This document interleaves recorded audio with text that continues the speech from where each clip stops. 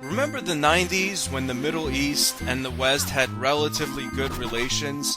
This is Aladdin, a video game for the Sega Genesis that is based on the popular hit cartoon with the same name. Aladdin is the story of a poor urchin boy who has to save Princess Anita from the evil clutches of the internet. But he's not alone in his quest. On his journey, he will meet many strange foe and friends alike. You'll meet an annoying genie with Tourette's, a monkey, and a Jewish parrot. Join me now on a magic gaming retro ride as we review Aladdin. The graphics and music are some of the best you will ever see in a retro game.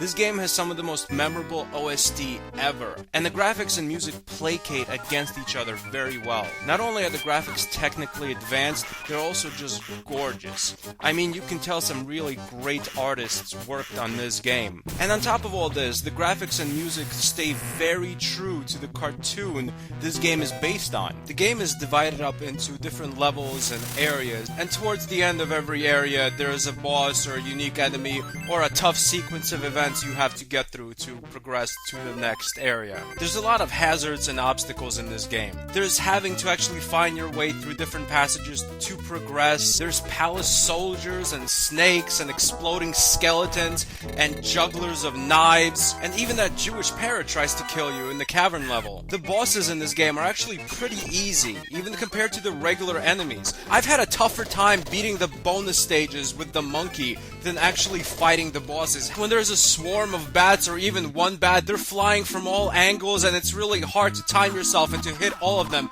before they hit you or even worse, kill you. The exploding skeletons are just the worst. They're pretty easy to kill. You can just throw 2 apples at them and they're dead. But if you don't kill them in time, they explode and all these bones fly through all these directions like bomb shrapnel and you will almost certainly get hit. I mean, it will be a minor miracle if a skeleton explodes in your vicinity and a bone doesn't hit you. But don't be mistaken, this is not a super hard game. Because your controls are so intuitive and smooth, you will be able to beat this game with pure skill, and I love that. I always say that's what makes a good game, when your skill is what matters. The game's difficulty is somewhere in the medium range when compared to other retro games, a lot of which are just known for being grueling beyond belief. There are some parts in the game that are a little too hard, like take this lava level for example. You have to constantly run forward, avoid the boulders, platforms are constantly sinking into the lava and it's one hit you're dead because it's lava.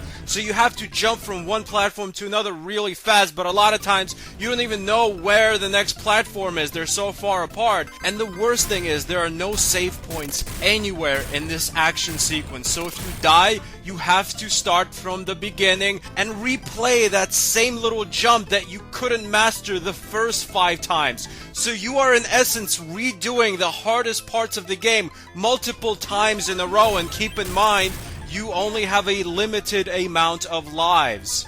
But you know what? I kinda expect a lava level to be hard. I mean, Jesus, you're surrounded by lava! Your attacks are throwing apples and hitting enemies with your saber. Enemy projectiles like knives can actually be deflected with your saber if you hit the projectile at the right time. Not only do they get deflected, but they also fly right back at the enemy, oftentimes killing them. On top of collecting apples to throw, you also collect gems, which are this game's currency. You might notice they raise the score, which is arbitrary, but you need gems to buy things because Aladdin has stores. In the stores, you can buy things you pick up normally in the level, like lives. You can also get various goodies through this slot machine little game that you get to play in between levels. Smooth controls, a ton of varied, beautiful environments, and memorable music makes this an absolute 90s classic, and that's why Aladdin for the Sega Genesis gets an official stanburdman rating of an 8.7 out of 10. Thanks for watching. Goodbye, my friends.